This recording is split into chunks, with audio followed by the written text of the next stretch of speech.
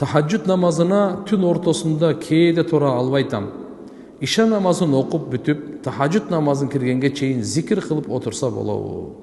Аллаху акбар. Тахаджудтун убагына чейин отуруп, машалла.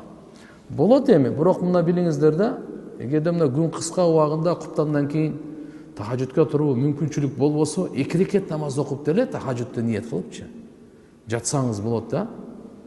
А эгер өзү тахаджуд деген вujud деген уйкуну айтат. Тахаджуд деген таркун наум, уйкуну таштоону айтат. Тахаджуддун мааниси эмне экени? Таркун, уйкуну таштоо. Демек, бир уктап турганды айтат да өзүчү.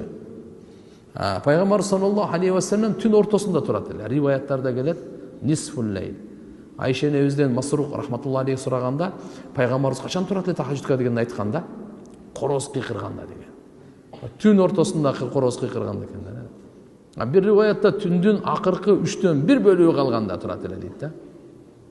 Бир ошон үчүн айтканда бир риваятта силер корозду сөкпөгүлө дегени. Айылда бар го, бемалда кыйкырган короз дерде союп сал деген. Бемал эмес, ал тахаджудка, ал силерди намазга ойготуп атат деген. Пайгамбарыбыз айткан да, ушинтип айткан. Силерди эмнеге ойготот дейт? Намазга ойготот. Юқиду лис-сала деген. Намазга ойготуп аткан нерсени сен жок кылган кандай бул? Сага жакшылык каалап атса, сенде бейкапар ушу уйкунун баягы терең кирип кеткенден ойготуп атса, маша.